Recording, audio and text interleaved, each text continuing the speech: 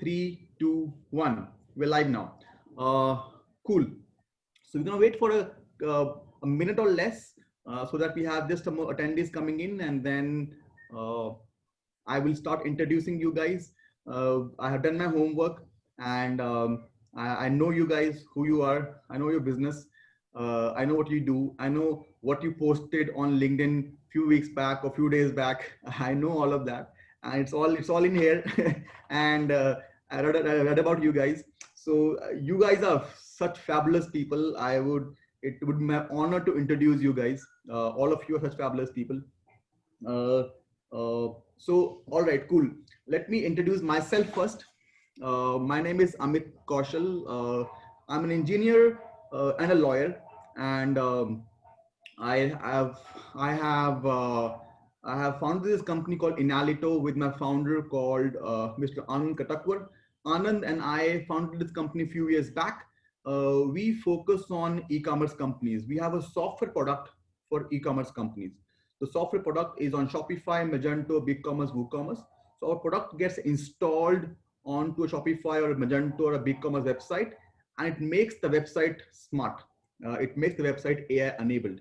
What I basically means is we do a lot of personalized email marketing campaigns for our e-commerce companies clients. We do a lot of personalization and predictive analysis and customer segmentation, product segmentation. We also do a lot of analytics. We also do a lot of other fancy stuff for our e-commerce clients. We have clients ranging from wine merchants to somebody selling shoes, toys, mostly in the US.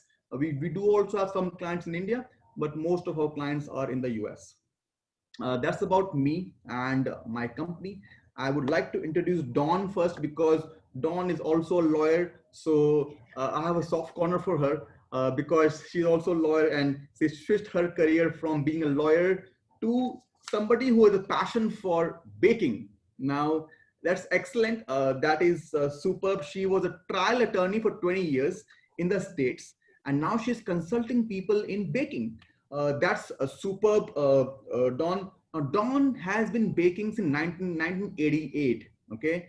But she has transitioned into baking like a profession in 2014. It took her almost 2 decades to realize that baking is a profession, is a passion, and not law, perhaps. I'm so sorry if I overstepped my authority in saying that, but yes, you're right. I'm right. Excellent, excellent. So we're gonna be hearing more from Dawn in a minute or so. So Dawn has a passion for infusing cakes with alcohol, and she calls them toxic cakes.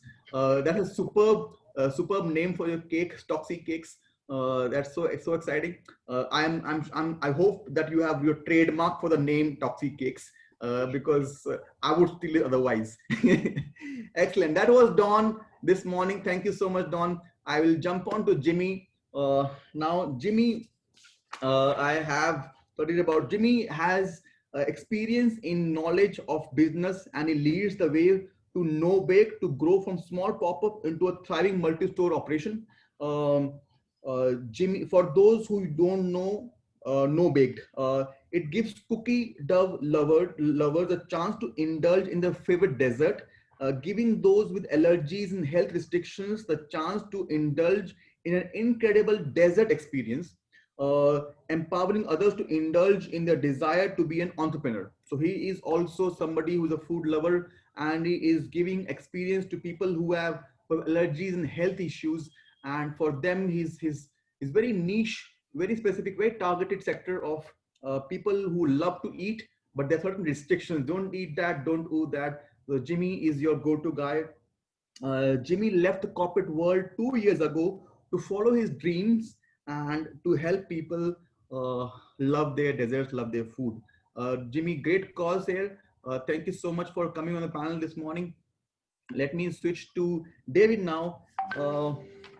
David, again, superb work you're doing. David is in organic food. He is in LA, and he has a company which is based on vegan superfood company. It's called DVASH. It's It's a vegan superfood company. So David most likely is a vegan. I hope David is just not preaching. He's also practicing being vegan. He produces sweeteners and marinades and dressings from upcycled products like dates and sweet potato. That's so thoughtful of you. Dates and sweet potato are actually superfoods, and David is using these dates and sweet potato to come up with sweeteners, marinades, and dressings. Excellent. And he wants to reduce the food waste in the country.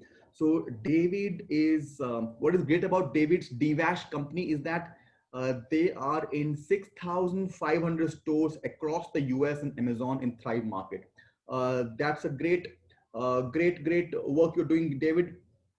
Kerry, last but not the least, Kerry, thank you so much for coming this morning. Kerry is the founder of Everipe, which aims to help close the gap the way people want to eat. Uh, Kerry is, as you can also see from her face, which is beaming. She focuses a lot on nutrition because people eat everything, right? Kerry is somebody who is making sure that people eat nutritious food and not just hop on something which is not healthy for them. She makes use of freeze dyeing. I want to understand what that is, which preserves nutrients, taste, makes fruits and veggies more stable in terms of shelf life, and she also helps the planet by avoiding food waste. Everripe is a superfood smoothie solution that can be made simply by blending ice and water or let's say milk or any other juice, and can be stored in your pantry with no preservatives or added sugars. A healthy smoothie that didn't take half the morning to pull together is ready to no time. So basically, you can pull up this smoothie in no time, and you are ready to rock the day. That was my 2 cents. I spoke enough, and now it's your turn to speak, guys. I'm gonna be asking questions, okay? I'm gonna put you on the spot, all right? And because I did my research, I did my homework, and now it's your time to answer my questions. Cool. Thank you so much for coming over this morning. You are such fabulous people. Let me start with Dawn. Dawn, being a lawyer, you left your law job and you came to baking. What was your eureka moment? What struck you in your head? You know what? Enough of lawyering, enough of litigation, and enough of suing people in the courts and arguing. I want to bake. What was that eureka moment? Well, I've been over 20 years, and I've always been in the criminal field. So I was a prosecutor for 15 years, and then then I switched sides to defense attorney. I knew a while back, I've always baked and cooked. I got that from my mom. She was a great baker and a great cook. And I always loved to entertain. So I knew way back at some point, I said, although I love the law, it's not something I see myself doing like this forever. So I knew at some point I would want to make the baking business an actual business. So it was kind of like a side thing at first, family, friends. I would say probably I did incorporate to get my name in 2008, but I still treated it kind of like a part-time. I would say about 2013 was when I really started getting frustrated with the law. And I was just like, I just can't. And I started out with the infused cake. So my very first cake was a rum cake, and started out with the infused cakes. And then it ventured into cupcakes, which I hated at first. But when they came on the scene and people wanted smaller items, I decided to experiment with some of my infused cakes that I had developed to see about turning them into cupcakes. And so I started doing a little research, focus groups. I was a big Falcons fan, would go tailgating, took the cupcakes out there. People were like, oh my God, these are great. You should try to get them in the dome where they play. And I didn't think about that. And I was like, okay, so the lawyering skills kicked in to find out who and what, because it's like a fortress to get through to those stadiums in the food department. And I figured it out, found out, took a meeting, they loved it. I got the contract in 2014, and that was the year I cut off all my clients, cut off all the government contracts. My last trial was a 2-week murder trial, and I was worried about getting to the dome more than that. And that's when I knew it's time to stop doing the law. And that's what I've been doing ever since. And then I even rebranded my law practice to kind of coincide with the baking. And I now consult with small home bakers in regards to the legalities and the formalities of having a home baking business. Excellent. Excellent. You merged law with baking, and you're still advising people on baking and advising people on baking it legally, if I can say that. Excellent, excellent. It's so exciting to have you on the panel, Don. Thank you very much. Jimmy, tell me something. If I missed something from your description or bio data, tell me how is the business in the last 4 or 5 months for you? What's happening in the business? Yeah, so I'll give you guys kind of a brief breakdown of where we've come from as well. So our business was mostly not focused online until this year. We started out actually selling cookie dough online. When my wife and I quit our jobs back in 2017, we sold cookie dough online. And it was a really, really small amount, and we would do pop-up shops. And it was like the most small businessy way to start doing something like this. If you fast forward to this year, we had 8 scoop shops open across 3 different states. And we were really on our way to doing retail. But it didn't feel right, and it didn't necessarily feel like where we should be going with our company. And so in March, we actually were forced to shut most of those shops down, and we had wanted to try going back online for a long time. We had been working on it, but it was at the time right before COVID affected the United States in the way that it did. We were probably only doing 10% of our revenue online. The rest of it was in our scoop shops or through franchising or something else. And after COVID, so now we actually do about 60% of our revenue online. So these last 4 or 5 months have been a complete flip for us. It's crazy to think that people would want to buy cookie dough that is safe to eat or bake over the internet, but apparently that is where they want to buy it, as opposed to coming into your store. So this last 4 or 5 months have really been a learning experience for us, especially just as we've seen, the power of I guess, e-commerce and the power of being able to reach so many people. For a long time, we'd had a really large social media following, and we hadn't really utilized it at all. It's crazy how, you can have like 45,000 followers and they don't buy anything from you. They just are there, and they like the pictures of the cookie dough that you post. And so this year, seriously, has been a huge learning experience for us and our company in how you can pivot and completely change your business model, but not change, who you really are. Because at the end of the day, we're really just a cookie dough company. We like making our products. That's how we got started. And we liked the idea of, building the brand that we built. But at the end of the day, it doesn't matter where you sell it, as long as somebody wants to buy, and as long as they're having a really good experience. So that's kind of how the last 4 or 5 months have been for us. It's been a whirlwind. And obviously, that comes with a lot of logistical challenges too. But we tackle those day by day. So how are the numbers for you, Jimmy, last 5 months and now? So 20%, 30%, what are the numbers? Yeah, I guess so ballpark, just to give you guys an idea, these are 2 really cool comparative numbers. So we were averaging about 10 orders a day back in February and early March. And now we average about 150 orders a day. So the change over that period of time has just been incredible to see. And it actually happens mostly almost overnight.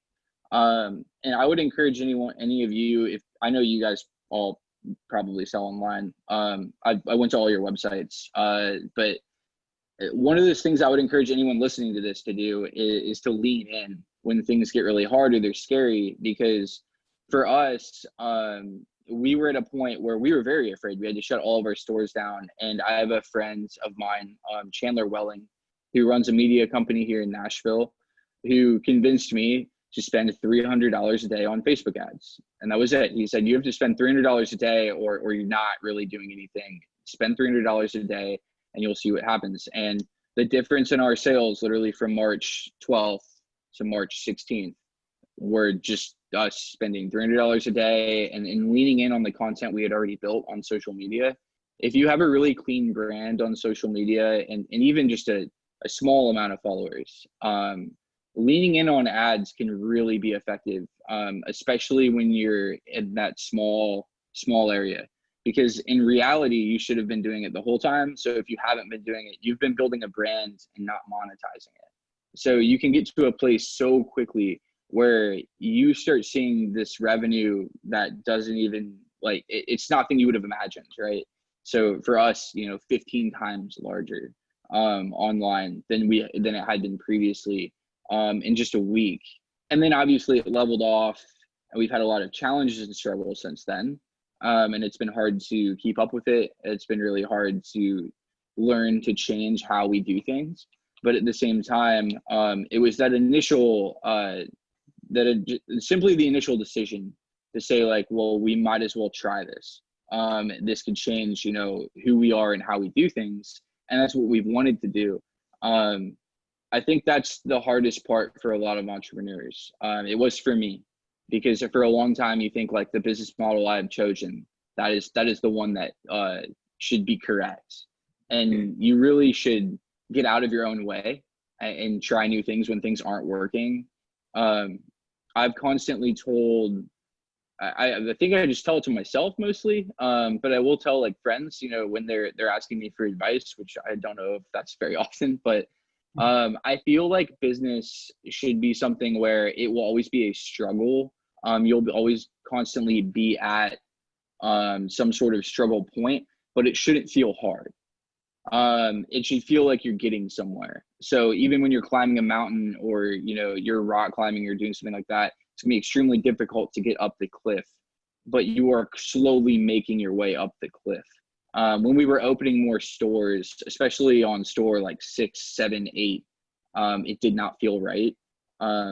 Today, we only have 6 stores open. We closed 2 of them during COVID. And then of the 6 remaining, we only own 3 of them. The other 3 are franchised. And I don't plan on opening any more stores. Dawn, I was actually opening a store in Atlanta before all of this, so I would have loved to partner with you. but that's no longer happening.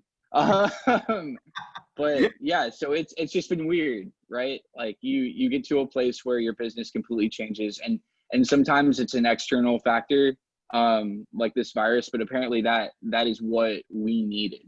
We needed some adversity to kick us in the teeth and to put us on the right course moving forward. Because I don't know if we would have done it without all of that. You know what? You are absolutely right, Jimmy. I think a great story. You're pulling it off very well. For a lot of people, COVID has become a blessing in disguise. There has been an opportunity. There's always an opportunity in every adversity. That's what they say. And that's exactly what happened with you. One very interesting thing you said is it's very important to invest back in business. Very important. You started investing $300 in business every goddamn day. That's again great. Thank you so much for lovely story. Lovely. Your advice definitely worked with a lot of people. Kerry, good morning. Good morning. Jimmy said he is investing $300 in the business on Facebook every day and is buying his customers. If I can use that term, he's buying customers from Facebook. What's your advice on digital marketing? Do you advise doing a lot of ads, or do you advise doing a lot of content writing, SEO, long-term relationships, making your clients, making your customers your fans? Okay, now the journey is this. Customers come and go. Okay, they buy you from once and they will go. Clients, I'm sure Don will agree, clients stay with you for a little longer, and fans love you. How do you make your customers your fans? Right. Well, so my background is brand strategy. Before being an entrepreneur, I was a consultant and a market researcher and a brand marketer. So, so this question is teed up nicely for me. Thank you. In terms of, so I'll start with the beginning of your question, which is tactically, yes, yes, yes, and yes. You should be advertising to drive trial and introduce people to your brand. You should be feeding them up content so that they get a sense for what your brand purpose is, what you're trying to do in this world, because consumers more and more want to know that the brands they purchase and buy are giving back and standing for something. And so content, absolutely. As an early entrepreneur with a really early company, but a long career marketer and brand strategist, the one number that I care about the most is repeat. And you know, anybody, you can throw a lot of coal into a fire to drive trial and keep recruiting and keep recruiting and keep recruiting, but you don't have a business if people aren't coming back. And so the number that we care about the most, you know, above all, is our consumers coming back. So we watch our repeat numbers to try to understand what's the buying cycle, you know, who's coming back, how. I think, you know, we can all, as brand marketers, as entrepreneurs, we can all try to define who we think our consumer is, but the fact of the matter is consumers are going to tell you. And so you have to be watching, listening, learning. We do a lot of consumer surveys to find out who exactly in the house is our top customer, how are they using our product. So the only thing I'd add to all of the tactics and strategies that you suggested would be when you own your own consumers, which, Jimmy, you're right, is the total benefit of having an e-commerce platform. So they're your consumers to converse with and email and, you know, have a conversation in an engaged, interactive way. And so the market researcher in me says to also add maybe quarterly, just a check-in where you're asking consumers to give you feedback, even if you don't always want to hear the answers. Give them a sneak peek to the things that you're working on next, and really make them feel like they're on this journey with you. And I think that will go a long way and has gone a long way in terms of really creating some fans for us where they feel like they are in it from the ground floor and they're cheering us on.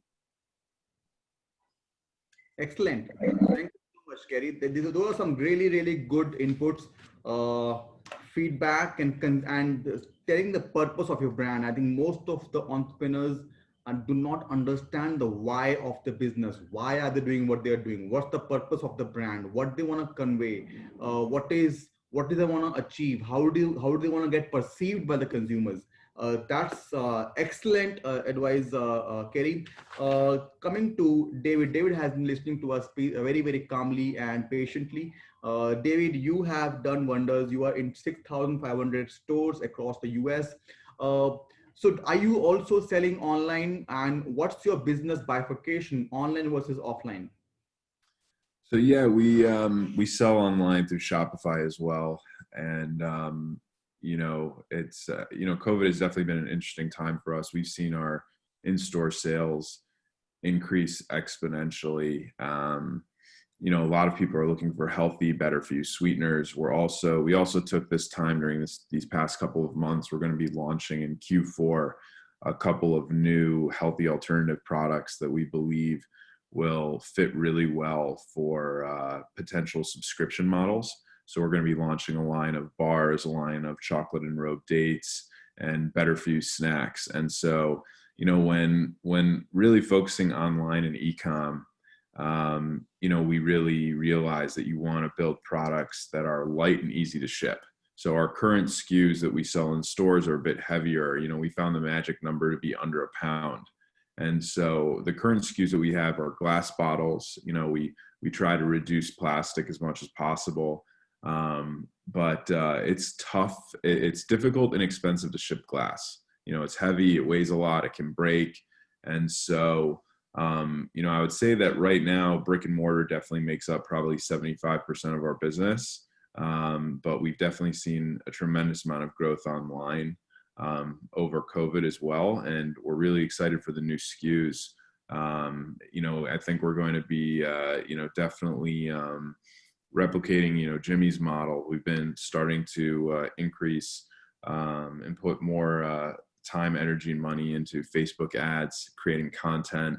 We're also looking to do more on the SEO side, and really help educate consumers that we exist, how date syrup is healthier and better for you than the alternative. And so during times like this, immunity is so important. And so for our products, having 25% less sugar than honey, being vegan, organic, and non-GMO, it's a great healthy alternative to sweeteners that people use on a regular basis. But I think that most CPG companies, it's important that you have a strong path to success in retail and e-com. I really think you need both in order to dominate the market, in order to become a household brand. Excellent. David, a lot of people in the industry, especially F&B, have recently got, for example, Jimmy or Don and Kerry, a lot of new customers which are coming now, which were not coming pre-COVID, if I can say so. According to you, what should be the strategy to retain these new customers who are coming? What's your client retention strategy? What will you do to retain these new clients? I think communication is key. I think in today's world, you really want to build a community around your brand. And, we're more than just a brand. And so I think especially during times like COVID, a lot of people are feeling alone. A lot of people are feeling scared. There's a lot of uncertainty. And, I think in today's world, building a brand is similar to building a family. And so, we have a Facebook VIP group. I highly recommend everybody looking to do that. It gives you a personal, intimate opportunity to interact with your community and your customer base. And I think it's also important to align yourself with other, people with similar core values. So for instance, for us, we partner with a lot of chefs, and we partner with a lot of moms and a lot of people that just like to cook in general, healthy for you, better for you. A lot of people in the health and wellness space. And it's been pretty amazing when you can share your ideals and values with other similar individuals, and they can help you share your message across multiple platforms. And you can reach that many more people, but constantly educate them with new and exciting content on a regular basis. I think you're on mute. Sorry. Thank you for saying that. Are you funded or you're bootstrapping? So we are funded. You're funded. The follow-up question on that would be, do your investors tell you to go out and get more customers, burn more cash, get more clients, burn more cash, get more customers? Or do you also look at profitability? How do you balance this?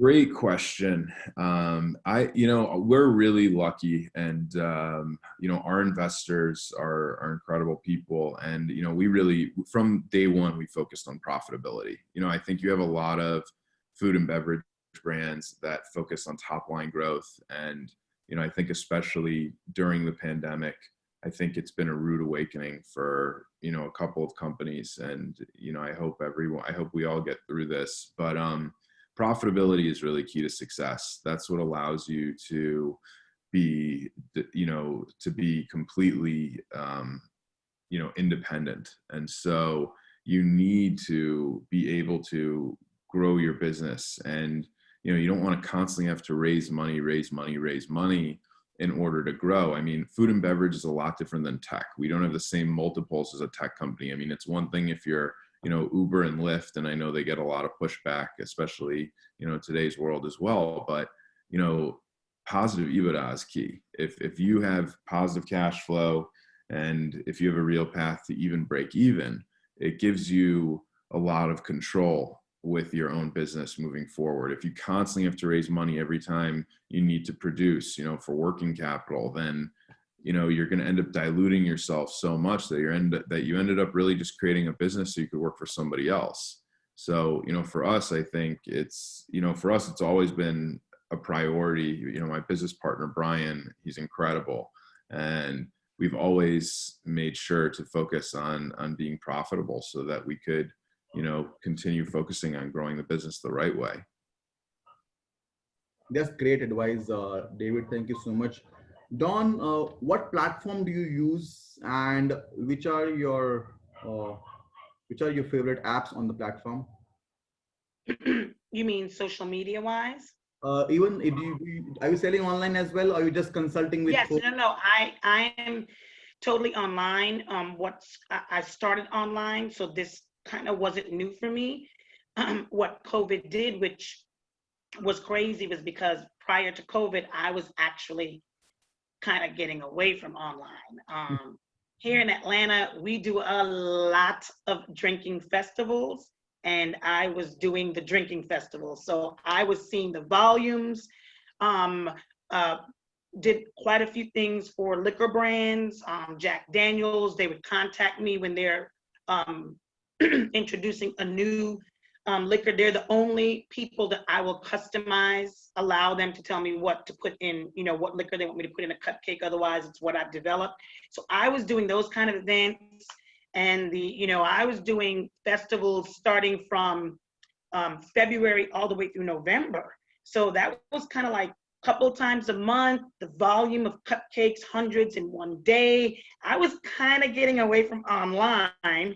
But then with COVID, of course, all the festivals have been postponed and now canceled. They've finally decided we're not going to be able to do 5,000 plus people festivals even this year. So I have taken a hit, but my online sales have grown. I'm glad that I didn't totally get rid of it, because it has increased from what it was. It was actually diminishing before COVID, which I wasn't mad at, because I was trying to get away from it. But with COVID, it has. And what I have seen in regards to me, of course, I'd like it to be more than what it is, which I'm glad that Jimmy spoke on the Facebook ads, because I've been very leery myself to, spending that much money on the Facebook ads, even though I've heard over and over again that it's worth it. But I am a small business still. And so to put that kind of investment in is a little scary. But what I have gotten a lot more now is I've gotten, because of COVID and because I'm a niche in regards to, it's something different, it's something special. I've gotten a lot of people more now that are finding me out of state. They can't come to Atlanta to celebrate a birthday or something with someone. So they're calling me, ordering an infused cake or infused cupcakes and having it delivered. So my delivery has picked up to the person here that they would have been coming here to celebrate with. So I have seen an increase in that, which I'm happy for. Because, I ultimately wanted people, even though we're local here right now, I don't do much shipping. Certain things I can ship. I can't ship the cupcakes. But one of my new products that I developed during COVID for the purpose of hopefully getting it out to be, being more shippable, which is a little difficult nationwide, are my little mini bundt cakes that are infused. So definitely my... Don, what platform do you use? Shopify? Which platform do you use? Unfortunately, I am switching to Shopify because I have been on the horrible WordPress for quite some time now. And lately, with all their updates, it's kind of like my website right now is like in the past day, something happened, they did, and I don't know what's going on. So I've contacted my web person. So I am actually in the process of switching to Shopify. So Shopify, here I come, because I'm ready to take my computer and throw it across the room when dealing with WordPress. I swear to God. So I am going to Shopify, and then hopefully that will allow me then to, be able to do some more shipping also, like I said, nationwide of some of the products. But definitely online, I'm really happy for it. And I'm seeing definitely that I don't need to even think again when the festivals come back of veering from online, because as a result of this, I think more people are just going to make it their norm, even once we get back to that quote unquote, normal time where we can really go out. I think you're going to definitely have more people ordering online. So, yeah. One piece of advice to you, Don, from a lawyer, is that there's something called transformational vocabulary, okay, TV, transformational vocabulary. These are the words that we use for our experiences. So never call yourself small business. Always call yourself, I'm a growing business. I'm a thriving business. Don't call small, okay? There's nothing small about it. All right? Excellent. Gotcha. Excellent. Kerry, tell us something about your business in the last 5 months. What are you doing to grow it, increase it, and thrive? You had explained a little bit. So this is our Everipe Superfood Smoothie Kit. So we have the benefit of freeze drying, which is a natural process that locks in nutrients, but also means that we're shelf stable and really light. So we can ship all across the country for that magic number under 1 pound. So we ship at letter rates with USPS.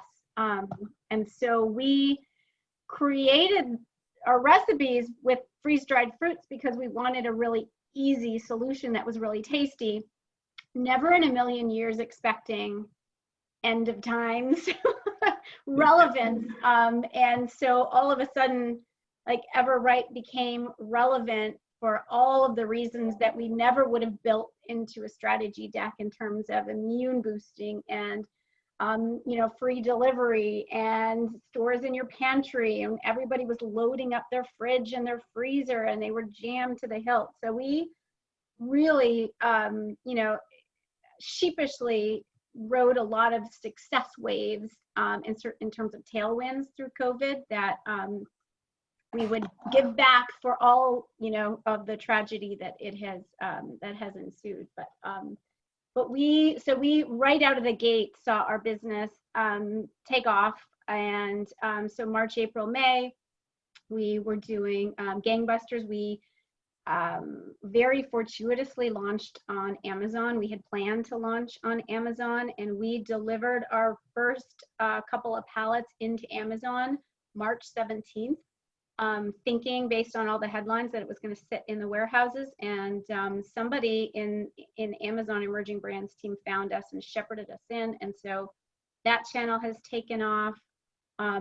We watched many of our peers in terms of like supply chain issues, and our hearts went out to them, and lo and behold, 6 months later, as everybody is looking to store up their pantry for the next month, freeze-dried is having some supply chain issues. So we're going through some growing pains right now in terms of turning over every rock to find great quality freeze-dried fruits. So we've sort of dialed back on some of our marketing efforts over the next few weeks, but we're producing this week. We're back online, and so we're really ready to lean in. If I could go back to the last question in terms of platforms and things that have been difference makers for anybody just getting on to selling, we use Shopify. But one of the biggest step changes that our digital team pushed for us to add was a chatbot app. We use Tidio, Tidio. And they, I was really concerned about who was going to man a 24/7 chatbot. But we have scripted enough of the verbiage that it now is driving. So, it basically, have you been here before? Maybe you want a subscription if you're new. Here's a discount code, and it's doubled our conversion. So anybody who is looking at selling and thinking about it, I would highly recommend adding a chatbot, and we've had really good success with Tidio so far. That's great. Great. Excellent advice, Kerry. Yes. All right. So let me do a poll question at the moment. I'll ask a poll. I'll raise a poll, and you all can answer it. Allow panelists to vote, and here you go. I'm launching a poll. So the first question, guys, is: do you know which customers you're losing, especially the online ones? So you all of us have online people coming in, and they come and go. We do Facebook ads, we do Google ads, we do all kind of ads, we do content writing, SEO. But do we really know which customers are never going to come back to us? That's are you able to answer the question, guys? Yeah. All right. Cool. I'll end the poll now. All right. 67% people do not know which customers they are losing. Um, I'm saying that because I also have to tell you what our software does. So we have a product called Inalito. It gets installed onto Shopify, and it can tell you specifically these are the 10 customers, 20 customers who never want to come back to you, and we can also tell you why they will never come back to you, and we'll also tell you what can you do to bring them back. That's one feature that Inalito has. Kerry, my follow-up question to you is, are you guys funded? Are you guys bootstrapped? We are bootstrapped so far. Yeah. Telling, so there are a lot of people who are thinking of selling on Amazon and also on their own website. What would be your advice? So if you know what, if you're selling your products on Amazon, you're actually increasing Amazon's valuation. Whereas if you're selling on your website, you're bringing traffic on your website, you're increasing your valuation. And I don't know what's right or wrong. So what would you suggest to our folks out here who want to know, if you have a new product, should I be selling on Amazon? Should I be focusing on my website and getting more people on my website? What would you advise? Well, I think the first thing that they need to do is check the economics, because Amazon is more expensive as a selling channel than many think. And as long as the economics check out, the benefit really of Amazon is that people are there and they're in shopping mode, right? So in terms of conversion, you're going to see, triple and quadruple the conversion to your Amazon store page than you might see on your own website. And so there's sort of that break even. Yes, you don't own the customer, but it's a great place to drive awareness for your brand, to invest in getting your brand on a virtual shelf with really top tier heavy hitters. In our first couple of weeks, we were the #1 smoothie launch, and we were right there with like Kellogg's and Nestle, and that just would never happen in a brick and mortar environment. And as Jimmy said, it's really expensive to drive your own. It's really expensive to create a brand online and drive your own traffic and drive your own sales. So I think both are really important. If I had $1 to spend, I would rather have my own customers and my own website. But you really do have to look at the math of, it costs me this much to get to my own website and I make more margin. It costs me this much to drive an Amazon sale, but the conversion is much higher. So there's some analytics that can be done for you to tell yourself, in terms of when is the right time and how much to invest in Amazon versus your own channel. If dollars are tight as they are for us, you're thinking carefully about that. Mm-hmm. Interesting. David, coming to you again, your online business is about 25%, offline 75%. Are you going to be focusing more on online now, or what's your plan?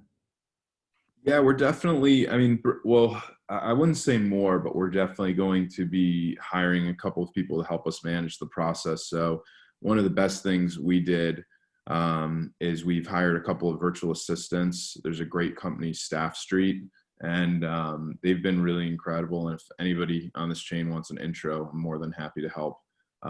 But one of the best things that our advisors have taught us that we really live by is the way to be successful is to hire people that are smarter than you.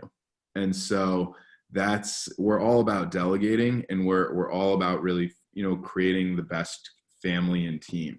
And I recognize that there are things that, a lot of people know more about than I do. And so I'm all about bringing in those experts into the fold and having them help us manage our process. And, when it comes to online, especially on the Shopify side, we're looking at using Gorgeous. They're a great, app for customer service. Affiliate Lee also seems really great. Like one of the best things we've started to do is through some of the virtual assistants with Staff Street, we've been able to develop an amazing community through chefs. And so it's been really great. We'll create coupon codes for affiliate marketing, and you know, one of the best ways to generate awareness is figure out how to get other people to, you know, sell your products for you. And word of mouth is so key. And it's always, in my opinion, going to be the strongest form of marketing. If there's a way for you to easily incentivize and, you know, develop a team and get people excited about your product and to create that, you know, create that story, to me, that's priceless, and that's great for building online awareness and in-store awareness. But yeah, I mean, you know, it's really amazing. There's a lot of great tools out there for anyone that does have their own website. You know, I know Bazaar Voice for reviews is great. Klaviyo for email marketing. There's, you know, it's an incredible world we live in today. You know, if you're really willing, and you know, I found LinkedIn is also an amazing tool, and there's a lot of times I'll just reach out to people for questions that have more experience than I do, and I'll say, hey, we're looking at rolling out this sales plan, hey, we're looking at rolling out this marketing plan, I'm really impressed with what you guys have implemented, it'd be great to get your feedback and advice. You know, we're really looking to roll this out in Q4, and I've been really impressed with the overall entrepreneurial community, especially in food and beverage. You know, people are really kind, really caring. And, you know, we've been really fortunate to make a lot of amazing friends along the way. But in today's world, I mean, we're blessed to have access to so much information that, you know, if you really want to try something, it's pretty easy to do it today.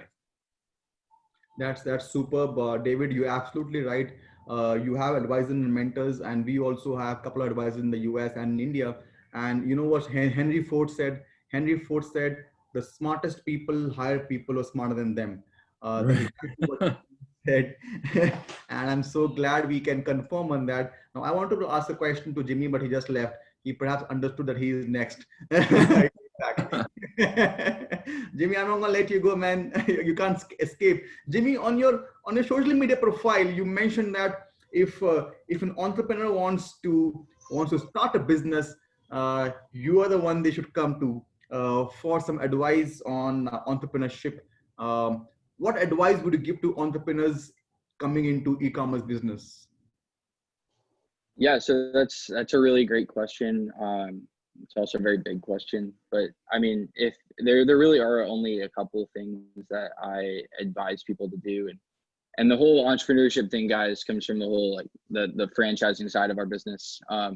Being able to like go out and like help other people start something that we did before is really cool, really powerful. But as far as e-commerce goes, I would say the most important thing to do is to build your brand and to not focus on revenue for as long as it takes to build some sort of traction.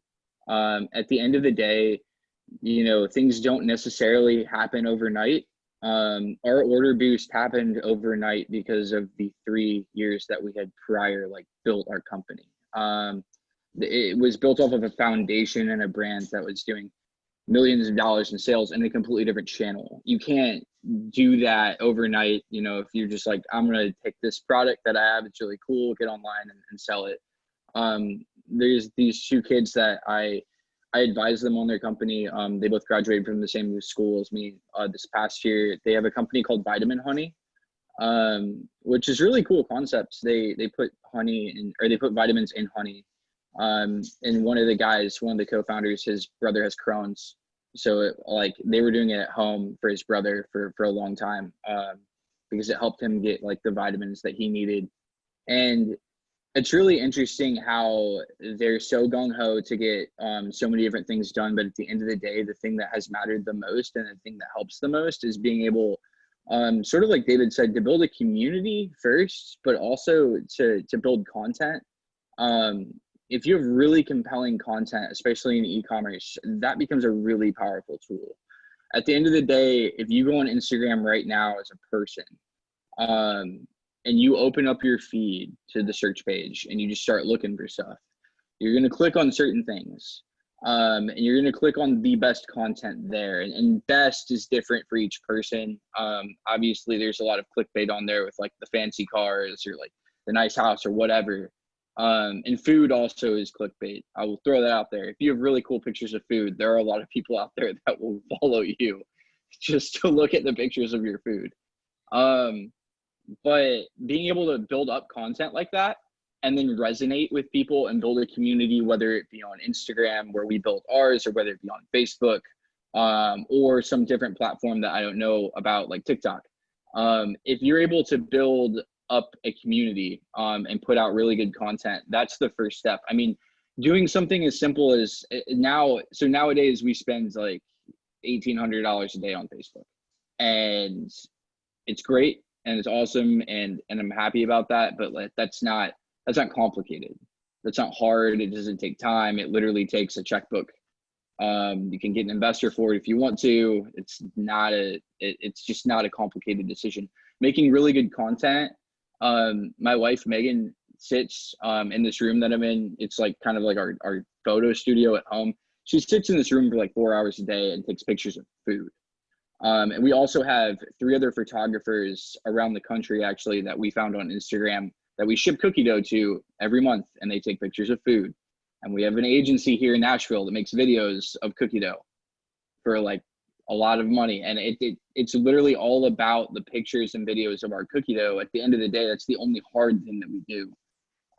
Making the recipes is really hard. Producing it's hard, but it's simple. You know, you put some stuff in a mixer, you mix it up, you package it. You really, baking at the end of the day is an art in the beginning, but it's really a science once it gets to a scale. And a science is not complicated when you're following a recipe. When you're making content or you taking pictures of food, there is no recipe. There's things like tonight, I'm actually doing this really cool like video / blog post at my house. And we used to do cookie dough wine tastings at our stores. Right, because of COVID, we don't do that anymore. So I'm doing one at my house tonight. We're going to do a vlog of it. And then we're going to post those videos to like TikTok and Instagram. And I'm going to write a blog post because I'm old school. And it'll be something fun, right? But making that content, developing that helps engage people. It shows people that if you buy our product, you can engage in this at home. I have a lot of gluten-free friends. My mother has celiac disease. So gluten-free dough has been something that's really important to us. Making a gluten-free dessert, it's surprising, or it may not be surprising to you guys, especially Dawn, but like gluten-free desserts are hard, and they usually don't taste very good. So making that dough was really important to us. We have a lot of vegan options. That was extremely important to us. There's a lot of people out there that have never been able to have cookies or baked goods because they are dairy-free. There are a lot of lactose intolerant people like around. So developing stuff like that was really important to it for us. But seriously, community and content, and that if you can do those 2 things, someone can come along who's smarter than you in any sort of like business sense, or knows more about advertising or something like that, and they can help you sell it. But building up that community and that content, that's up to the entrepreneur. Making that product, that recipe, like those things, that's why they pay you the big bucks, right? Because you can make a really cool recipe and you can take really cool pictures of cookie dough, apparently.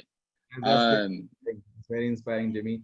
So yes, Can I add to that, Amit? Yes. I do want to say everything that Jimmy said was correct. What I have found lately, and I even had a couple of my customers say to me that are regular customers, is with the social media. I still do Facebook, but to me, I find that I have more engagement on Instagram.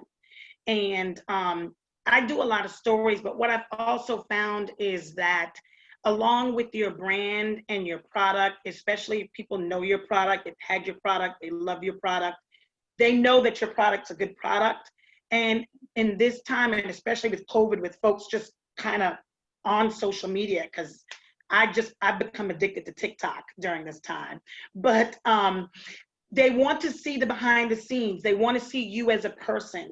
And I had a couple of my customers say, we love your products, we know your products, and I take my own pictures. I got a real camera, but they also like to see when I do a video, whether I hyperlapse it or not, showing me doing a cupcake swirl, or even sometimes if I'm out socially, or I do deliveries, if I'm filming the deliveries, and I have a little thing I call ATL Car Chronicles, because the the traffic here is ridiculous. So if I'm having road rage in the car during a delivery, they love it. I have people that I'm like, I tune in every morning to see your ATL Car Chronicles. So along with your products too, they want to feel like they're there and they're part and they can see. So I've realized, you know, even with some of my posts, that sometimes I try not to post me personally, but when I do every once in a while, those seem to get a little higher engagement because people know the products. They want to see a little bit and they want to be able to relate to you and feel like they're a part of what you're going through. And I get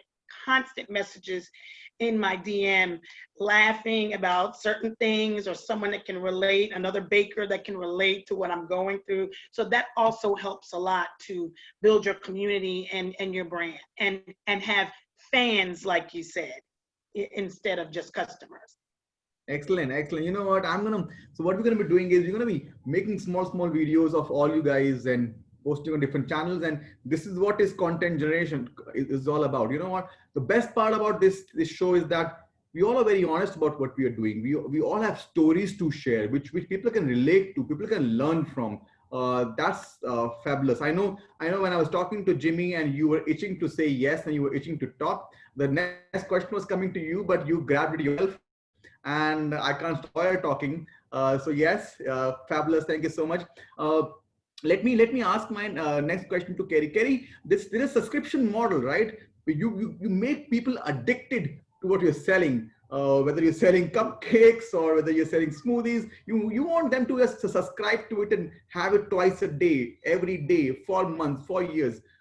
Have you tried this subscription model with your customers? Do you want to try that? That's one piece of advice which I got from yesterday. We were having a webinar.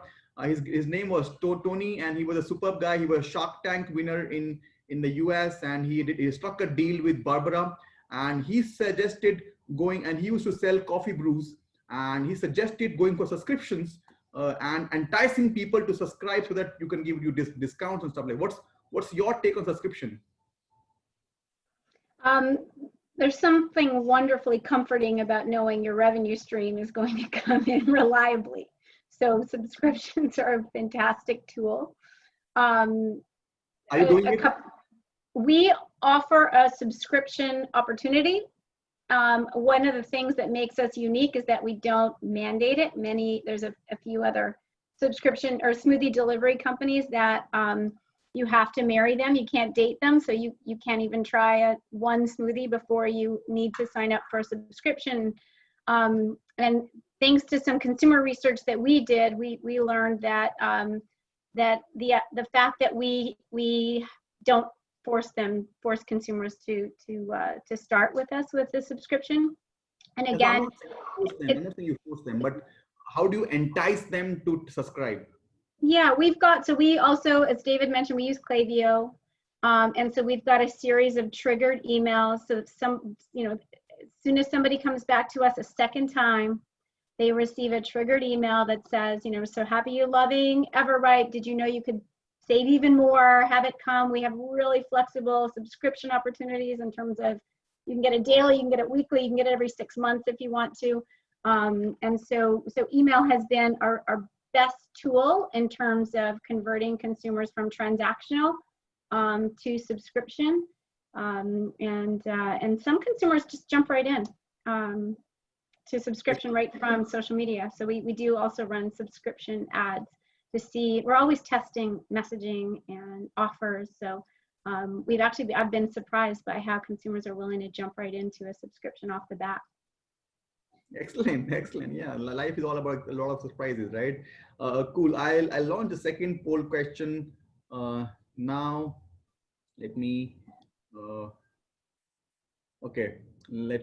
launch this one now. Are you confused with too many apps on your web shop?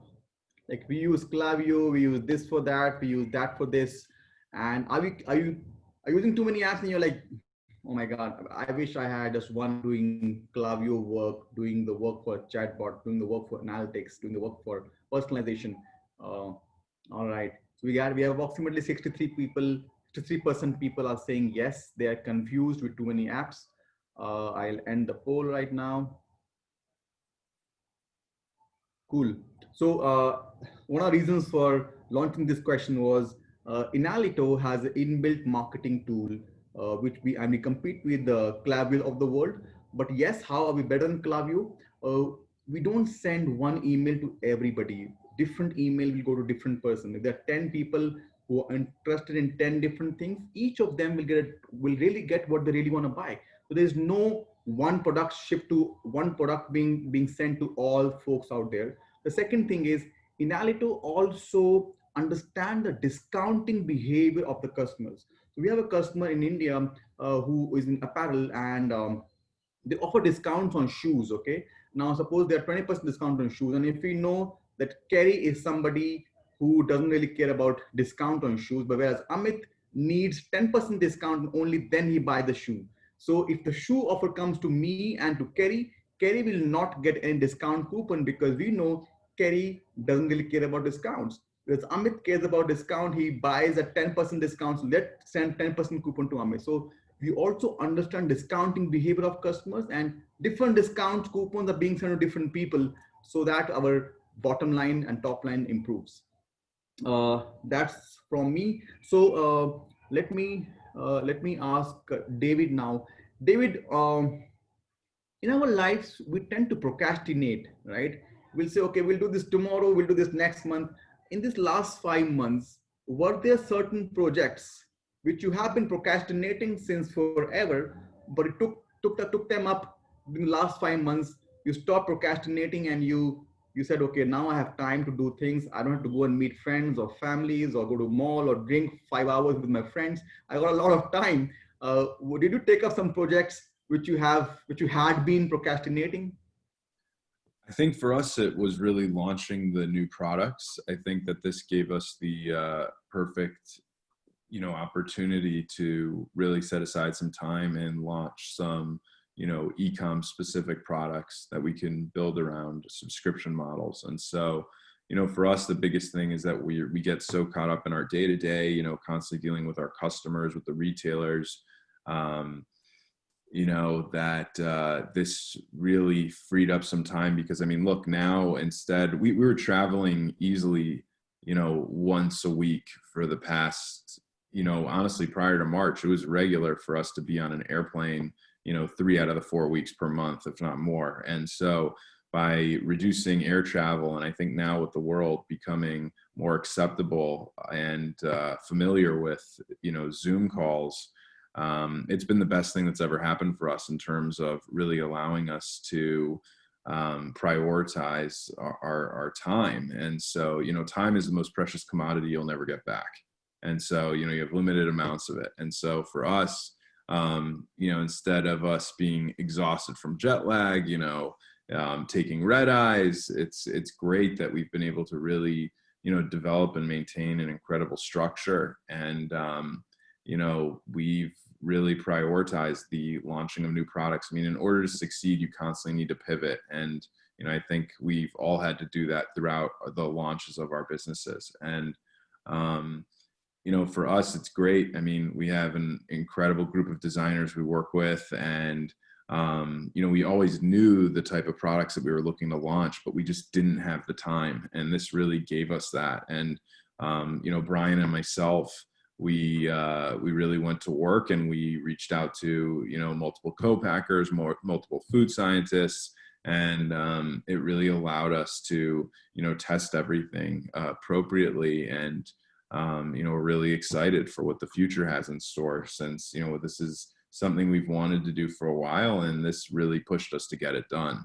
So, I think it's, it's one of those things where, you really have to take a step back. And, obviously COVID has been really difficult for everyone, whether it's personal or business.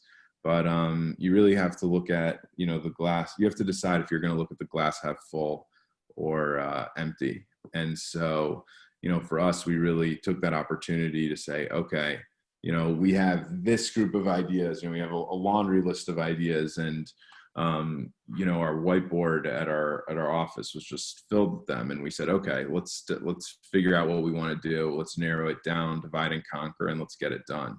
And so that's what we did.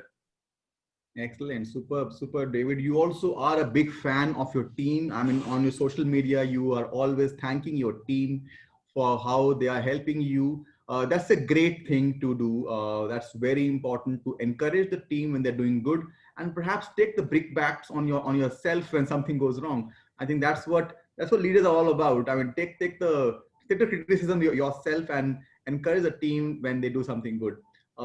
Thank you so much. I want to give you guys a chance to ask question to a fellow panelist if you want to. Shoot them, okay? It's free firing now. It's open firing. You want to ask a question to a fellow panelist? Please go ahead and ask. I'd love Hey, to. Kerry. Oh. Actually, Yeah. do you want to go first? Sure.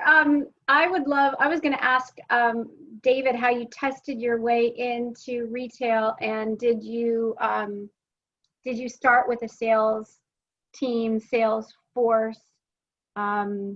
Yeah, I'd love to know about sort of your on ramp into retail, and you had incredible success. So congrats. Thank you very much, Kerry. So it's funny, in the beginning when we really started our business, we spoke to a lot of people, and everybody advised us. They said, "Oh, in order to succeed in retail, you really need to hire a broker. You really need to hire a sales team." And we did that, and we just weren't seeing results. And so we tried that for probably a solid 9-10 months, and we had a couple of wins, but nothing to really write home about. And Brian and I really decided to take things into our own hands. And I'm a big believer that when it comes to business, especially if it's, you are the one running the business, nobody can sell the product better than you. And so what we really did was just started knocking down doors. I mean, I like the way that we got started. So my business partner and I became best friends after studying abroad in the Middle East. We started out at farmers markets, and then we were fortunate enough to get an opportunity with Whole Foods. And, Whole Foods was such a pivotal point for us, because Whole Foods gives you access to data for free. And so we then used the data. We showed we could sell well at Whole Foods. The numbers don't lie. The numbers speak well for themselves. And so we took that data, we then took it to Wegmans, which also gives you data for free. And we took both of those accounts, and then we applied that to Sprouts, and then the list goes on and on. Safeway, Albertsons. We're going to be doing a test with Costco.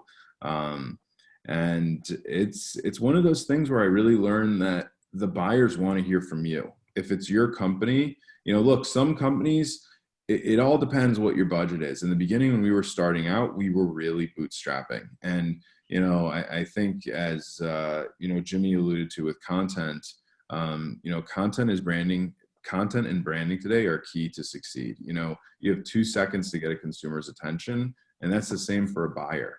What I've really found makes the most sense is, in today's world, you can figure out anybody's email address. You just have to figure out the right thing to say to get their attention. And so that's essentially what we decided. That's great. So it wasn't trade shows. It was you guys just creatively finding your way to the right buyer. That's great. We would do, look, we did Expo West, we did Food Show, but honestly, trade shows are great for networking. I think it's incredibly important. And, I think even things like this are great and really important for business.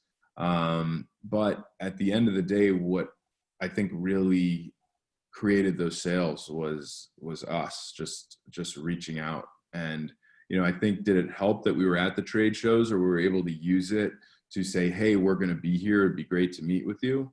Absolutely. I mean, nothing can, there's nothing better than an in-person, or, there's nothing better than developing an actual tangible connection. Being in person, seeing somebody is a lot different than seeing them through a computer screen. But at the same time, I think you can still develop a great relationship with people over, a phone call or something like this as well. Thank you. Yeah, sure. A lot of people in the past, for us as well, would never give you work until you meet them. But now things are changing a lot. That's blessing in disguise for COVID. People are willing to meet you on Zoom and understand your story, understand what you are, who you are, and have a relationship, have a personal, professional relationship. That's the great thing that's being taught. Jimmy, yes, you can go next. All right, Kerry, I was just gonna ask you, as far as starting up your guys' subscription program, we recently started one, and we've been just really confused about how to get people to subscribe. And so you were saying that you were having success with email. Are there any other things that you've had success with, or are there any challenges that you guys have seen with like churning customers or subscribing them and then they get too much and they don't want to anymore? Yeah, Right. I guess it's just a very open question. Right. You know, and some of it in terms of subscription might end up falling back on the nature of the product. So I think people subscribe to a superfood smoothie with the very best intentions that they are going to be better selves. You know, and so so there might be, in thinking about like the insight around an indulgent product like a cookie dough, where do you have to give consumers permission, right, to want to have it arrive every month? They're probably indulging anyway. They might be going out for ice cream by now. They might be getting things from their grocery store freezer. How do you convince them that yours is so delicious that they can take all the work out of it and have it arrive? So I think some of this comes down to just peeling back the consumer motivation on an indulgence versus potentially something that is more you know, aspirational. We certainly get churn. Consumers think that they're going to smoothie every single day. And, you know, who among us can stick to a diet of any sort? But I think so. And then tactically, we're using a software program called Bold. I'm not sure what you're using in terms of tapping into the back end of Shopify. We had Recharge it first. You know, We're using Recharge. You're using Recharge, yeah. So we just migrated. Just have found it a little easier on the back end. It was the app that my new digital team was most familiar with. And so, you know, constantly, you know, as you seem to be incredible at creating content, I would pepper it through. I would, you know, as you think about building your community, make sure that you're featuring your subscribers and what special access can you give them. Maybe they're the first to taste any of your new creations. Maybe you're hosting your wine tasting just for them, thinking about all the ways that you can make consumers feel special so that when you're outside of that bubble, you want to be inside. You want to be in the velvet ropes. Thank you. That was super insightful. Yes, yep, indeed. Before I wrap up, any further comments by any of our panelists? I would love to know if Dawn delivers to New York. By the weekend, please. Right. Unfortunately, and I was going to chime in because my thing is, you know, I get a lot of inquiries. Well, let me just say this. Shipping of the infused non-frosted cakes can take place, but the cupcakes have been the problem. And I might be in my own way, but if any of you use co-packers, how did you go about making that decision? Because I am very big on the quality of my products. If I'm going to go that route, to be able to ship the cupcakes nationally. If you have any feedback on any of you that use co-packers, what do you look for? What did you do to finally make that step, and how has it been? That would be helpful, because that's kind of where I'm trying to scale, because I get too many inquiries from people out of state in regards to the cupcakes, and I want to be able to provide that to people out of state. I actually just went through this in a similar way, and I'm sure David actually has gone through this as well, like a bunch of times. So you probably know a little more than I do, but my recent experience with this over the last 3 months, because of the volume of orders that we're getting, we at one point in the beginning of COVID had like 6 30-quart mixers lined up and had people just making cookie dough for like 10 hours a day, every day, and then packing it into jars by hand, which isn't what you're supposed to do.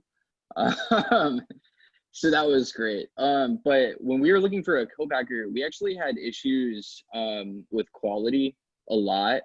Our product, the other thing that lends it to being kind of difficult for a co-packer is we can't use anyone that makes other cookie doughs. Because we use heat-treated flour, you can't mix it with normal flour. And so all the other cookie dough manufacturers would be like, our factory is covered in flour all the time because they have silos of flour that they like literally pump it around with hoses.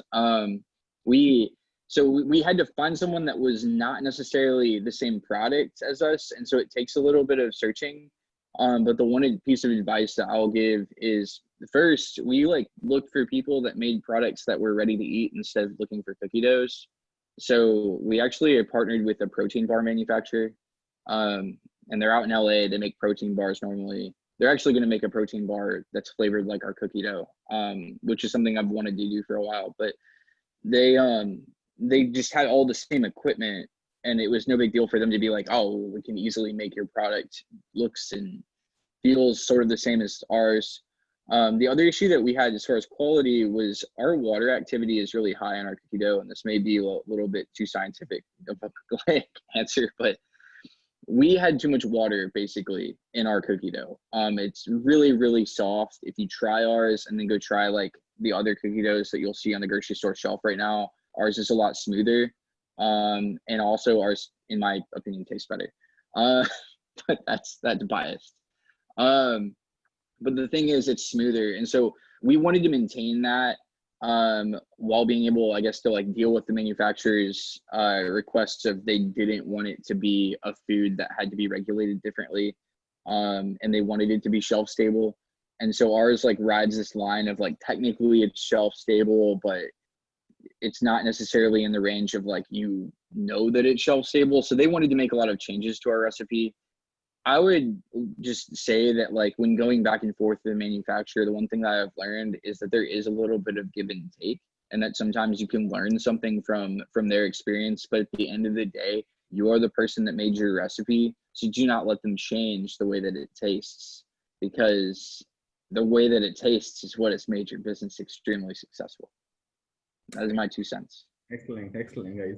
Thank you so much, guys. Thank you very much. It was such a fantastic discussion. All of you were very, very honest, very, very clear, very, such givers. You were not thinking or apprehensive about sharing your success keys. You all are so obsessive about adding value to your customers. I think this is one of very, very important things. How can we add more value to what we do? How can we make our customers, our fans? That's a fabulous quality to have in entrepreneurs. Great conversation, guys. We're going to be sending you a YouTube link of this video very soon. Thank you very much for your time again, and have a fabulous day. Thank you so much. Thank you very much. Have a fantastic day ahead. Thank you. Thank you, Amit. Take care, everyone. Thank you. Great to meet you all. Great to meet you all. Great meeting you guys. Bye. Goodbye.